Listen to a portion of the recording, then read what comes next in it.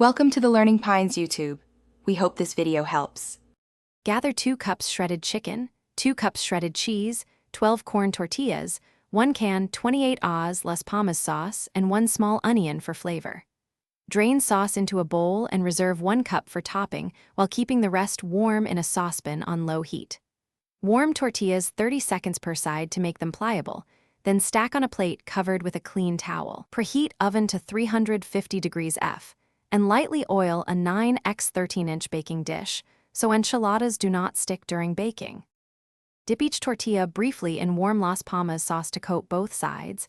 This prevents cracking and adds flavor. Place 2 tablespoons shredded chicken and 1 tablespoon shredded cheese in the center of each tortilla, adding a few diced onions or a sprinkle of cilantro if desired. Roll tortillas snugly and arrange seam side down in the 9x 13-inch dish, fitting 10-12 enchiladas comfortably.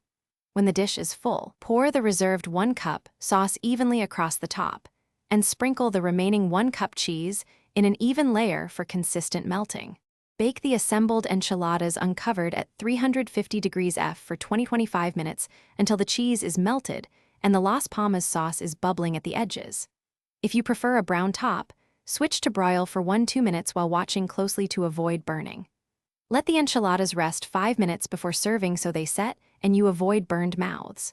Serve with lime wedges, sour cream, and chopped cilantro. Refrigerate leftovers up to 3 days and reheat covered at 325 degrees F for 15 minutes for best texture. Thanks for watching. Consider subscribing if we helped you.